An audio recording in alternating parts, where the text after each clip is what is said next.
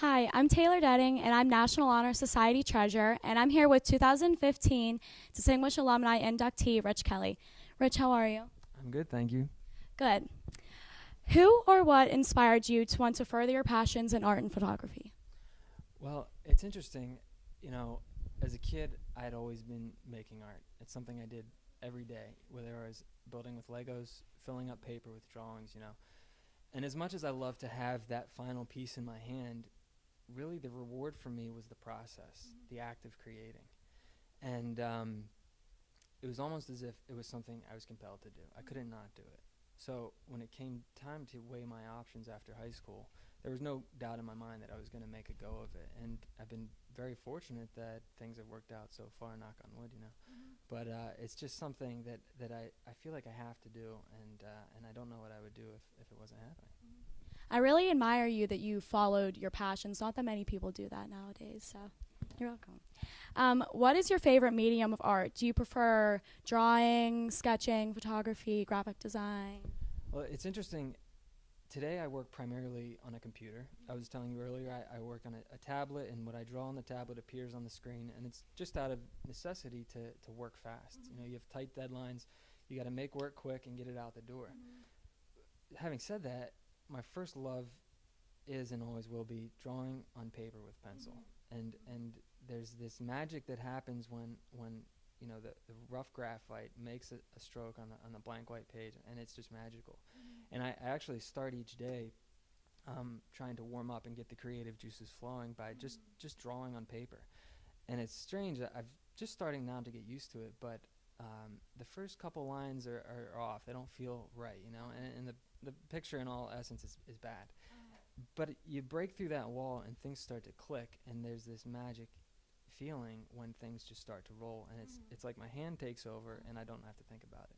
And once I hit that point, I can just tackle anything that day. So yeah, the drawing on paper is always going to be what starts my day and where the true love is. I think that's where a lot of people fall in love with art to begin with. It's such a simple art.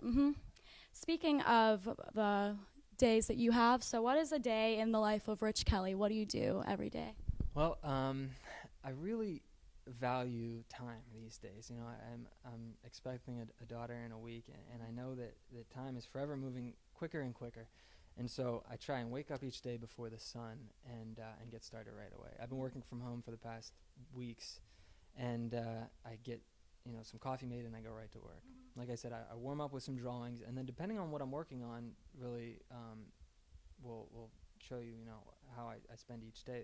If I'm working on client projects, I will either be sketching out ideas for final illustrations, which can take 4 to 6 hours or so, and then you go back and forth with the client and try and nail down a specific image, and then moving on to the final rendering, and that could take anywhere from 10 to 12 hours. Another interesting part of my job is that I sell prints, movie posters and band posters. So if I had, a big release of something that's popular, I could take a whole day that I'll be shipping prints. I'm rolling posters, putting them in tubes, printing postage, taking them to the post office. That can take, a big chunk of my day too. But it's interesting, never is this, do I have the same thing happening each day, and it kind of keeps it fresh and exciting. Yeah. Well, I heard that you lived in Philadelphia and Chicago. So how did living in those diverse cities really impact your view on the arts and everything that you do? It's funny. If I didn't live in Chicago for the 3 years that I was there, I don't know if I would be doing what I'm doing today. Having said that, I didn't move to Chicago for any specific reason. I had nothing really holding me here after college. I heard it was a fun city to live in, so I moved out there and gave it a shot. I got a part-time job to pay rent, and I specifically remember a friend of mine went to this music festival called Pitchfork. And alongside Pitchfork, there's this group of artists. They call themselves the American Poster Institute, and every year they have an event called Flatstock. And at Flatstock, they get booths, and they put up their posters that they've made for bands to sell to fans of music and stuff. And so I had to work that day, but a friend went. She came back and said, "You have got to check out these artists making this work. It's really creative stuff, and it kind of looks like the same vein of what you're making." So I did some research, and I found that in Chicago there was this group of artists making gig posters for bands, and they were making some of the most like fresh art that I've ever seen. So I emailed a couple of them and introduced myself. They were so kind and welcoming me, and you know, I became a part of this group. They called themselves the Chicago Printers Guild. And through them, I kind of discovered the process for getting this kind of work, and I emailed a couple venues around town asking them if, you know, I showed them my work and said, you know, hire me to do a poster for a band. We worked out the details, and before I knew it, I was designing and screen printing posters for bands, you know, carrying them on my bike to the different venues around the city and dropping them off. And then I was really lucky. I think it was kind of the right place at the right time thing. This gig poster scene was really picking up steam. And each job kind of led to two bigger jobs, and before I knew it, I was working with clients like Fish and Dave Matthews Band to make some posters for, you know, events that had 20,000 or so people at them. And so, like I said, you know, it was because I was in Chicago at that moment that this all kind of clicked, and who knows where I'd be if I wasn't there. I'm so thankful that I made that trip. Yeah. Everything does happen for a reason, I guess so. Is there any person in your life that keeps you driven and motivated every day? Yeah, I really feel like my wife, Erin, is my rock and my support. And on one hand, she's one of the most creative people I know. So she'll give me an honest opinion on something I'm working on. If I need to hear the cold hard truth, she won't hesitate when it comes to that. And that really goes a long way. On the other hand, I hate to admit it, but on my own, I kind of always did what I needed to do to get by. And much to the detriment, you know, of my career, I think if she wasn't there, I might still kind of be just skating by. But when we formed this partnership together, I saw my role, you know, as much more important than just me. You know, she was depending on me too. And so she really holds me to this higher standard that keeps me going. And for that, you know, I'm forever grateful. Great. Has being a Plum High School student shaped your love of art and photography? Absolutely. I talked a little bit about this last night, but you know, in high school you really start to take your studies seriously, and it was here where I took these art classes, and I didn't really know it at the time, but they were preparing me, you know, to be a professional illustrator. You know, each assignment was like a job. You know, that my teacher was my client. There were specific specifications that I had to meet. There was a deadline that I had to meet. And it was really there that I kind of figured out the commercial side of this job, you know, even past the creating of the art. It was important to realize the business side of things and how to operate as a sole, you know, business owner. So. Yeah, well, a lot of our teachers are really, really, really great here.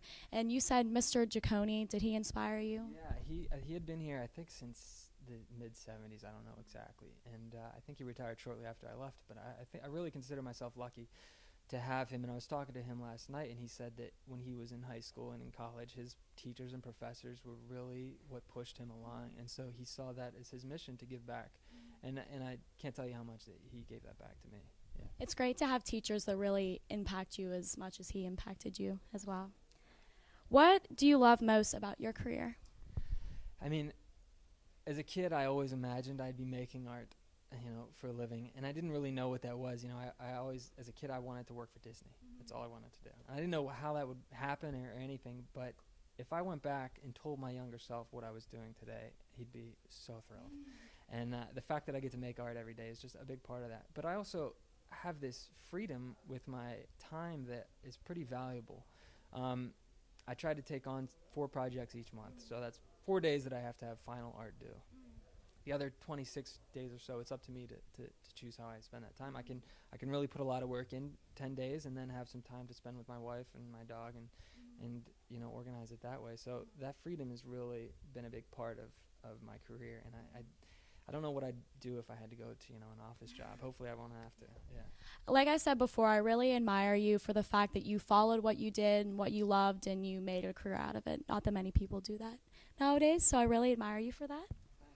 Well, and lastly, do you have any pieces of advice for up-and-coming artists today in Plum? And I think what I would tell kids who are making art and who want to make a go at it is just make as much art as you can. You know, not only will you get better, but you'll find the thing that is unique to you. And that's really, if you're going to be, you know, in the professional world, you got to have something that sets you apart. And the only way to find that is to just keep making art, you know. And then, find that thing you like to do and just do it every day. And things, I don't know, for me, they fell in place because of that. So I'd say you just got to keep doing it until it all happens. Yeah. Well, thank you so much for being here today. I'm really happy I got the pleasure of talking to you. Thank you, and good luck with everything else you do.